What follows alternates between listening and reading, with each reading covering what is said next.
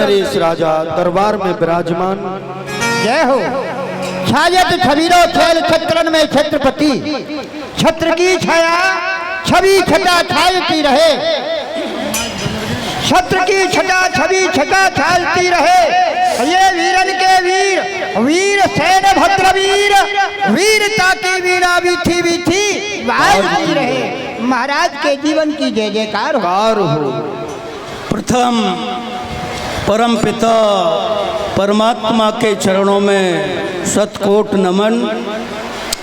कारण कि परम पिता परमात्मा की कृपा से ही श्री राम सारा संसार चल रहा। वही रक्षक और वही पालक, वही करतार दुनिया का, उसी के आसरे चलता है सब व्यवहार दुनिया का। सदा से है वही संकट का मेंटनहार दुनिया का। किया है आज तक उसने ही सब उपकार दुनिया का। वही स्वामी, वही बंधु और उसी का सच्चा नाता है। जगत को जो भी मिलता है वो उसी के घर से आता है। वही परमात्मा, उसकी कृपा से हमें हमारी प्रजा की सेवा का अवसर प्राप्त हुआ। सुनो, हमें कोई फरियादी आए तो उसका संदेश सूचना हमारे पास आना चाहिए। ऐसा ही होगा महाराज। प्रजा का खुशहाली का समाचार। लक्ष्मी माँ की ब्राह्मणी का भेष धारण करके माँ लक्ष्मी छोटे से बच्चे को लेकर के कुंतल नरेश के दरबार में आई। सेवक जी महाराज से कहो, एक ब्राह्मणी आपसे मिलना चाहती है। महाराज की जय हो। बोलो।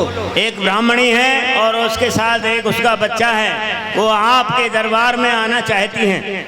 अवश्य उसे किसी आश्रय की आवश्यकता हुई होगी। हाँ, उसे सम्मान पूर्वक लाओ हमारे समीप। महाराज की जय हो। मैं भी आपको प्रणाम करता हूँ, कारण कि आप ब्राह्मण हैं। क्यों नहीं। कैसे आना हुआ, किस इच्छा को लेकर आना हुआ है, प्रकट की जाए अपनी इच्छा। ये जो देख रहे हैं ये अबोध बच्चा है, मेरे साथ में मेरा ही पुत्र है। अच्छा। और मैं आपके राज्य में आश्रय चाहती हूँ। हाँ हाँ, मेरा कार्य है। तुम क्या कार्य कर सकती हो? मैं शिक्षा ग्रहण कराती थी।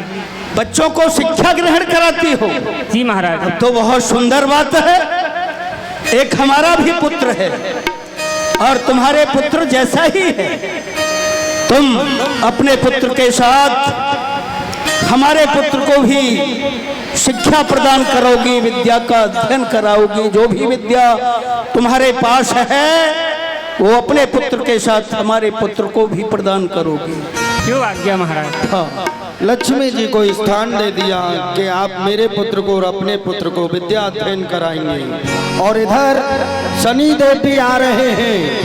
शनिदेव शनिदेव शनिदेव शनिदेव एक ब्राह्मण का भेष धारण करके शनिदेव दरबार में।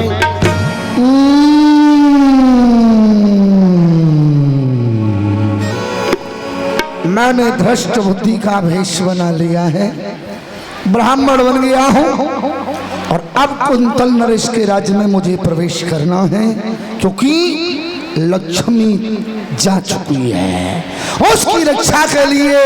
लेकिन मुझे बर्बाद करना है, क्योंकि मैं शनिदेव शनिदेव शनिदेव शनिदेव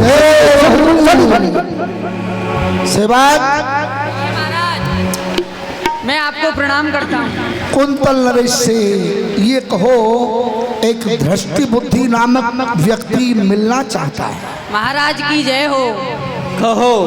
द्वारे पे एक ब्राह्मण देव आए हैं। ब्राह्मण देव आए हैं? अरे उन्हें सम्मान पूर्वक यहाँ तक लेकर आओ। जो आज्ञा। आइए। मैं प्रणाम करता हूँ महाराज के चरणों में। मैं भी ब्राह्मण के चरणों में अपना मस्तक झुकाता हूँ। ये मस्तक सदैव ब्राह्मणों के चरणों में झुकता ही रहता है। कहो, मैं आपकी क्या सेवा कर सकता हूँ? महाराज, मेरा नाम भ्रष्ट बुद्धि है। कलाएं बहुत सारी जानता हूँ, रण की कला कौशल भी जानता हूँ, और सबसे अधिक प्रिय कार्य जो है वो भंडार का करता हूँ। अच्छा देखो परमात्मा की कैसी कृपा है। ब्राह्मण के रूप में भंडार की सेवा को संभालने वाले स्वयं चलकर यहाँ आए। हाँ महाराज, हमको बड़ा अच्छा लगा। हाँ। क्योंकि हमारा भंडारी तो कच्ची रोटी बनाता है, नया भंडारी अच्छी बनाएगा। तो ठीक है ब्राह्मण देव, आप हमारे रसोई भंडार में जिस कला में आप प्रवीण हैं उस सेवा को संभालें।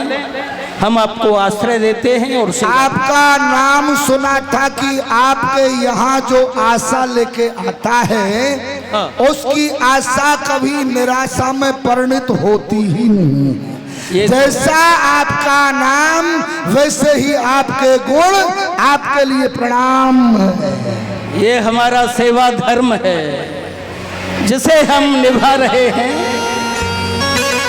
अच्छा ठीक, हाँ जाओ। लगा दिया भंडार की सेवा कि तुमको रसोई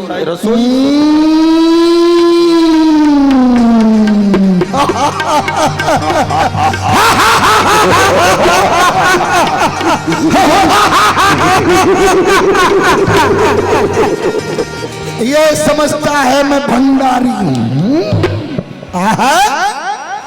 अभी तो इस पर विश्वास कायम करना है। लक्ष्मी बचाएगी और मैं इसे बर्बाद करूंगा, क्योंकि मैं शनिदेव चले गए कि लक्ष्मी इसको बचाएगी और मैं इसको बर्बाद करूंगा। दोनों में यही शर्त, माँ लक्ष्मी में और शनिदेव में। इधर बड़ा ही सुंदर आगे का प्रसंग ठाकुर जी के चरणों में। लगन तुमसे लगा बैठे जोगा देखा जाएगा। लगन तुमसे लगा बैठे जो होगा देखा जाएगा। बोलिए नारायण भगवान की। आगे की लीला बहुत ही मार्मिक वीर रस से भरपूर है। आगे कोई भी ऐसा समय नहीं है जहाँ ठाकुर जी के चरण स्पर्श हम लोग और आप लोग कर सके।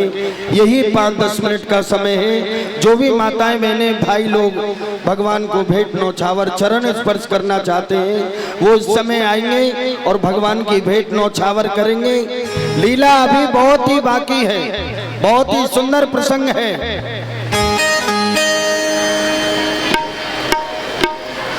माइक खोलो भैया।